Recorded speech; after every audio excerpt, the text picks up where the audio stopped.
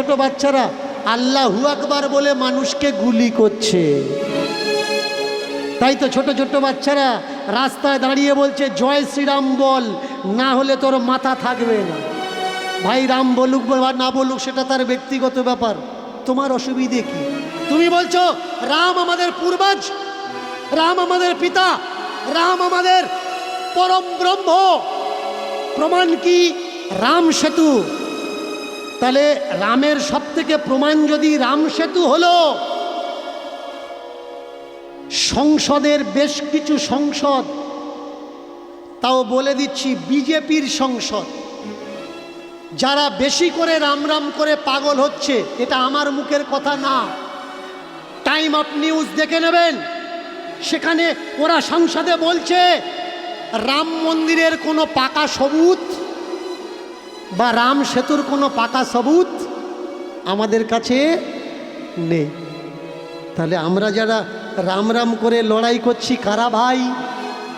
আমাদের কোন রাম দরকার? রাজনীতির রাম দরকার নাকি সীতাপতি ভক্তির রাম দরকার? যে রাম শান্তি স্থাপনা করলো দেশে সেই রাম দরকার, না বর্তমান যে রামের নিয়ে মাথা ফাটাফাটি হচ্ছে এই রাম দরকার? আমরা তো ভাই হিংসার রাম ভালোবাসি না। রাম কবে থেকে পলিটিক্যাল রাম হয়ে গেল এটা আগে বোঝা লাগবে। ভগবান কাদের? ভগবান সর্বজনীন, সর্বসাধারণ। যে ভগবান ভালোবাসে ভগবান তার, যে ভগবান ভালোবাসে না ভগবানও তার। যে চুরি করে সেও ভগবানকে প্রণাম করে যে ভগবান আমি যেন ধরা না ভাই। যেখানে গীতা বলছে চতুর্বর্ণ মায়া সৃষ্টম, শুনে নিন, চতুর্বর্ণ মায়া সৃষ্টম গুণ কর্ম বিভাগস্য। ভগবান বলছেন গুণ আর কর্মের দ্বারা মানুষ বিভক্ত হয়। সেখানে মনুস্মৃতি বলছে জন্মের পরে ব্রাহ্মণের ছেলে ব্রাহ্মণ হয়। ব্রাহ্মণকে জন্ম জায়তে শূদ্র, মৎস্য পুরাণ জন্ম জায়তে শূদ্র সংস্কারে ন দ্বিজ ব্রহ্ম জানতি ব্রাহ্মণা বিষ্ণু জানতি বৈষ্ণব। তাহলে মনুস্মৃতি কি বলছে? আলাদা কথা বলছে। গীতা কি বলছে? আলাদা কথা বলছে। মৎস্য পুরাণ কি বলছে? আলাদা কথা বলছে। তাহলে গীতা পৃথিবীর বেশিরভাগই মানুষ মানে। গীতা যদি মানি মনুস্মৃতি মিথ্যা, আর মনুস্মৃতি যদি মানি গীতা মিথ্যা। এই দুনিয়ায় বেশিরভাগ সনাতন ধর্মের মানুষরা তাদের কিসের ওপরে বেস করে চলে আপনি জানেন না? মনুস্মৃতির উপরে বেশ করেই সনাতন ধর্ম এগিয়ে চলছে। বোঝা লাগবে কে বা কারা এই ধর্ম তৈরি করেছে। আপনার, আমার, আমাদের পূর্বজরা কখনো লেখাপড়া জানতো না। প্রমাণ কি? আমার মুখের কথা না, মনুস্মৃতি। মনুস্মৃতির প্রমাণ পড়ে নেবেন 10वी চ্যাপ্টার 81 নম্বরের শ্লোকের পরের থেকে দেখতে পাবেন, বুঝতে পারবেন কত বড় ভয়ঙ্কর ভয়ঙ্কর তথ্য ওখানে তুলে ধরা হলো। যে শূদ্র তার শিক্ষার অধিকার নেই। তাহলে বলুন, শূদ্র যদি লেখাপড়া শিখতে যদি না পারে, লেখাপড়া শিখবে তবে তো ব্রাহ্মণ হবে। শিক্ষার অধিকারী ধর্মগ্রন্থ দিল না, ধর্ম ল গ্রন্থ। তাহলে যদি কেউ না শেখে জানবে কি করে? আজকের লোয়ার কাস্টের ছেলে যারা পড়াশুনো করছে, পড়াশুনো করে এদের তাবেদারি করছে, এদের জানার দরকার এদের শিক্ষার অধিকার কোনো ব্রাহ্মণে দেয়নি, কোনো ধর্মগ্রন্থে দেয়নি। ওই নিজ জাতের ছেলেটা আম্বেদকর যদি না আসতো, পেন খাতা ধরে স্কুলে যেতে হতো না, গলাতে ঘট বেঁধে থুতু ফেলা লাগতো, কোমরে ঝাঁটা নিয়ে রাস্তা ঝাঁট দেওয়া লাগতো। তাই কিছু মানুষ আজকের সংবিধানের বিরুদ্ধাচারণ করছে, আর কিছু মানুষ হিন্দু রাষ্ট্র তৈরি করে মনুস্মৃতি লাগু করার চেষ্টা করছে। আপনি, আমি, আমরা হিন্দু হিন্দু করে লাফালাফি করছি, কিন্তু আরএসএস এর বেশ কিছু মাথা তৎকালীন সময়ে বলে দিল আমরা হিন্দু না। বিশ্ব হিন্দু পরিষদের মাথা তারা বলে দিল আমরা হিন্দু না। আমাদের সংসদে, আমাদের রাজ্যের যারা বড় বড় তাবড় নেতা আছে, এই নিয়ে চর্চা হচ্ছে আমরা হিন্দু না। আমরা কারা? আমরা সনাতনী। তাহলে আমরা যদি সনাতনী হলাম, এই রাষ্ট্র তো সনাতনী রাষ্ট্র হওয়ার দরকার, হিন্দু রাষ্ট্র কেন? যিনি দয়ানন্দ সরস্বতী, তিনি বলছেন আমরা হিন্দু নই। সত্যার্থ প্রকাশ করে নেবেন যে আমরা কারা, আমরা হিন্দু নাকি আমরা আর্য। আর্য বলে যদি নিজেদের দাবি করি, আমরা আর্য নয়। আর্যের দুটো পেহলু, একটা ব্রাহ্মণ, একটা ক্ষত্রিয়। এর জন্য জানা লাগবে দুনিয়াতে সবথেকে বেশি সর্বনাশ কিসের দ্বারা হচ্ছে, দুনিয়াতে হিংসা কিসের দ্বারা হচ্ছে, দুনিয়াতে খুন মার্ডার বেশি কিসের দ্বারা হচ্ছে? এই ধর্মের দ্বারা। ধর্ম যদি শান্তি হলো, তাহলে সেই ধর্ম অশান্তিতে পরিবর্তন কারা করলো? কিছু অন্ধকারে থাকা স্বস্বার্থ কুবুদ্ধি মানুষ, তারা ধর্মের দোহাই দিয়ে মানুষ খুন করাচ্ছে। তাই তো ছোট ছোট বাচ্চারা আল্লাহু আকবার বলে মানুষকে গুলি করছে। তাই তো ছোট ছোট বাচ্চারা রাস্তায় দাঁড়িয়ে বলছে জয় শ্রীরাম বল, না হলে তোর মাথা থাকবে না। ভাই রাম বলুক বা না বলুক সেটা তার ব্যক্তিগত ব্যাপার, তোমার অসুবিধে কি? তুমি বলছো রাম আমাদের পূর্বজ, রাম আমাদের পিতা, রাম আমাদের পরম ব্রহ্ম। প্রমাণ কি? রাম সেতু। তাহলে রামের সব থেকে প্রমাণ যদি রাম সেতু হলো, সংসদের বেশ কিছু সংসদ, তাও বলে দিচ্ছি বিজেপির সংসদ, যারা বেশি করে রাম রাম করে পাগল হচ্ছে, এটা আমার মুখের কথা না, টাইম অফ নিউজ দেখে নেবেন। সেখানে ওরা সংসদে বলছে রাম মন্দিরের কোনো পাকা সবুত বা রাম সেতুর কোনো পাকা সবুত আমাদের কাছে নেই। তাহলে আমরা যারা রাম রাম করে লড়াই করছি কারা ভাই? আমাদের কোন রাম দরকার? রাজনীতির রাম দরকার নাকি সীতাপতি ভক্তির রাম দরকার? যে রাম শান্তি স্থাপনা করলো দেশে, সেই রাম দরকার না বর্তমান যে রামের নিয়ে মাথা ফাটাফাটি হচ্ছে এই রাম দরকার? আমরা তো ভাই হিংসার রাম ভালোবাসি না। রাম কবে থেকে পলিটিক্যাল রাম হয়ে গেল? এটা আগে বোঝা লাগবে। ভগবান কাদের? ভগবান সর্বজনীন, সর্বসাধারণ। যে ভগবান ভালোবাসে ভগবান তার, যে ভগবান ভালোবাসে না ভগবানও তার। যে চুরি করে সেও ভগবানকে প্রণাম করে যে ভগবান আমি যেন ধরা না পড়ি। আর যার ঘরে সোনাদানা আছে সেও ভগবানকে প্রণাম করে যে ভগবান আমার ঘরে যেন চুরি না হয়। আমরা কোন ভগবানকে চাই? আমরা সেই ভগবানকে চাই যে প্রেম, ভালোবাসা, ভক্তি, ভাবের ভিখারি, দয়ালের, কাঙালের। এসেছিল ঝাড় দেওয়ার জন্যে, জাতের জন্যে তাড়িয়ে দেওয়া হচ্ছে। এই জাত কোনো নিচু মানুষেরা তৈরি করেনি, নিচু কাস্টের মানুষেরা তৈরি করে। সেন বংশ, গুপ্ত বংশ পড়বেন ইতিহাস, মহাভারতের সময়কালে চলে যান। মহাভারতের সময়কালে কোনো লাস্ট নেম কিন্তু ছিল না। এই যে সর্দার, মণ্ডল, হালদার, সরকার, এসবগুলো ছিল না। রামায়ণে এসব কোনো কাস্ট ব্যবস্থা ছিল না। তাহলে মহাভারতে লাস্ট নেম নেই, রামায়ণে লাস্ট নেম নেই। লাস্ট নেম আসলো কোত্থেকে? সেন বংশের সময়কাল থেকে। নামের পরে লেখা হলো কে কি, যাতে জানা যায়।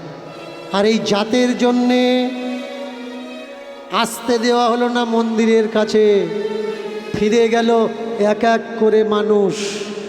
কিন্তু ঝাঁট দেবে কে, দ্বার রক্ষা করবে কে, ঘিরে থাকবে কে? কালে খাঁ নাম করে একজন মুসলমানের ছেলে, সবে বিয়ে করেছে, কাজকর্ম কিছু নেই, সংসারে চাল আনতে পারছে না, ডাল আনতে পারছে না, আটা ময়দা সুজি কিনতে পারছে না। এই খবর শুনে মন্দিরের কাছে দাঁড়িয়েছে। পণ্ডিতজি, আমাকে নেবেন? টাকা পয়সা দেওয়া লাগবে না, দুবেলা দুমুঠো আমার আর আমার স্ত্রীকে খেতে দিলেই হবে। পণ্ডিতজি বলছে, মন্দিরে যারা চাকরি করে তাদের তো টাকা পয়সা কিছু দেওয়া হয় না বাবা। মন্দিরে তো উল্টে আরো টাকা দেওয়া হয়, দেয় যারা আসে। মন্দির থেকে কাউকে টাকা দেওয়া যায় না। সময়টা চলছিল জোর যাদের মুলুক তাদের। ব্যাস, চাকরিতে এন্টার করা হলো। কাকে? কালে খাঁকে। আর এই কালো খাঁ ঝাঁটা ধরে দাঁড়িয়ে থাকতো মন্দিরের বাইরের দরজায়। শক্ত মানা ছিল, তুমি মুসলমান, মন্দিরের ভিতরে যেন কোনোদিন আসবে না। ওই বাইরের দালান পর্যন্ত, এর ভিতরে তুমি ঢুকবে না। কিন্তু মনে কৌতূহল ছিল, ভিতরে কি এমন আছে যে আমি দেখতে পাবো না? ও দিয়ে কোনো মতলব নেই বাবা, দুটো চাল ডাল রুটি পাচ্ছি, এতেই যথেষ্ট। কোনো একদিন ঝোড়ো হাওয়া এলো, আর একটা পাতার টুকরো উড়ে গিয়ে মন্দিরে ঢুকেছে। সময়টা কোন সময়? পূজারি সবে মন্দির থেকে বেরিয়ে চলে গেছে। চিন্তা করছে, পাতা যাতে ভিতরে না ঢোকে তার জন্য আমাকে রেখেছে। আর ওই পাতা যে মন্দিরের ভিতরে ঢুকেছে, পূজারি যদি এসে দেখে যে পাতা ঢুকেছে, তাহলে তো আমার চাকরিতে আর লাগবে না।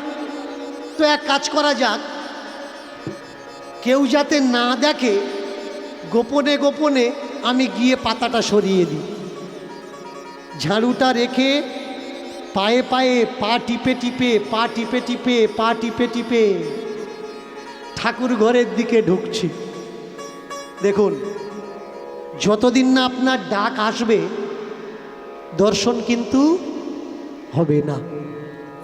এক পা দুপা, এক পা দুপা, এসে দাঁড়িয়েছে ঠাকুরের সামনে। পাতাটা পড়েছিল, হাতে করে তুলেছে।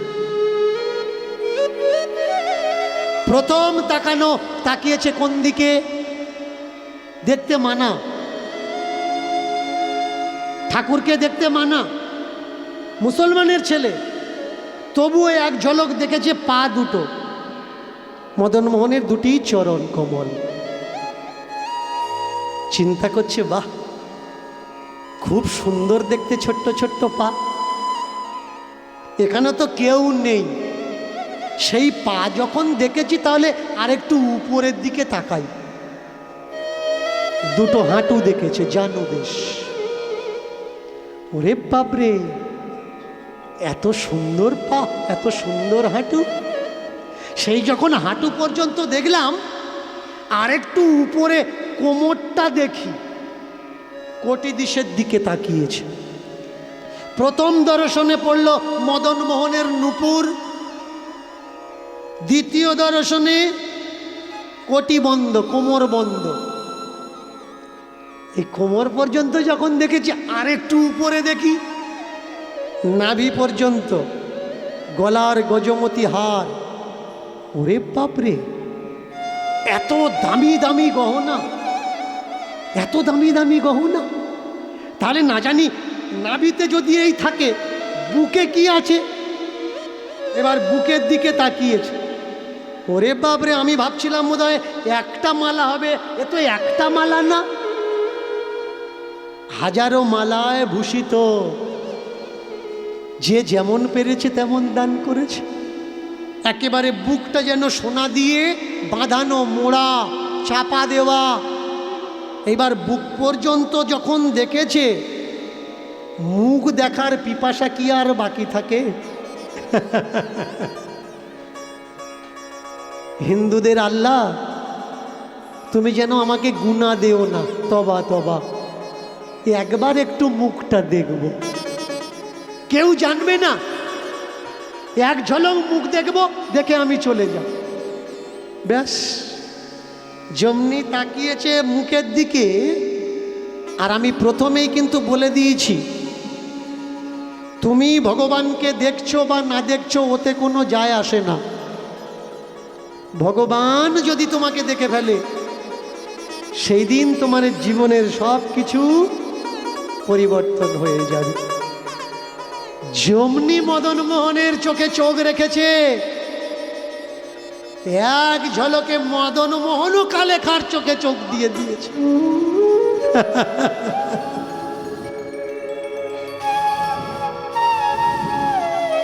এই জায়গায়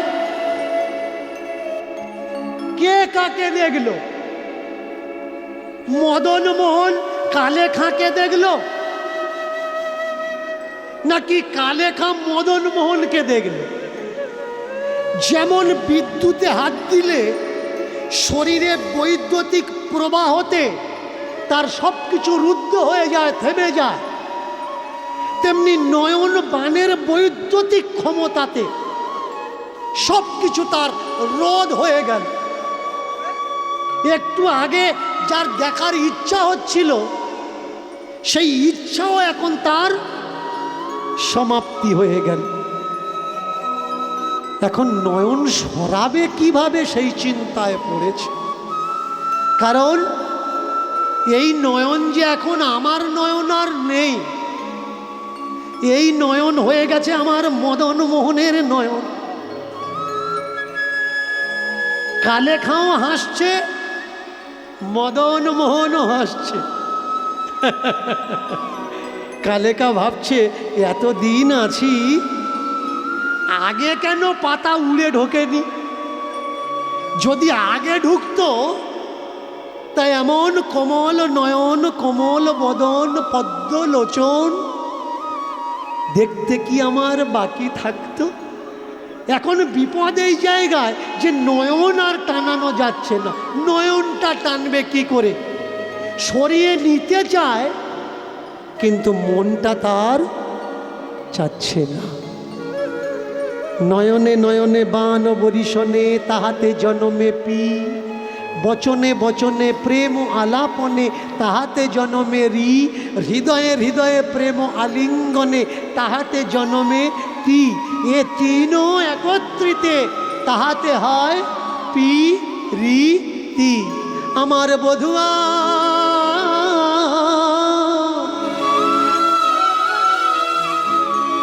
নয়নে নয়ন রাখি, নয়নে নয়ন রাখি, আমার নয়নে নয়নে রাখি, নয়নে নয়নে রাখি। আমার বধুয়া নয়নে নয়ন রাখি, নয়নে নয়ন রাখি। আমার বধুয়া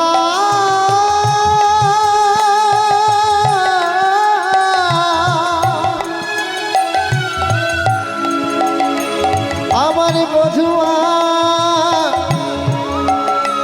বধুয়া বধুয়া, নয়নে নয়নে রাখি, নয়নে নয়ন রাখি। যেই নয়নে নয়ন রেখে মরল রাধা রানী, আর যেই নয়নে নয়ন রেখে মরল রাধা রানী, রানী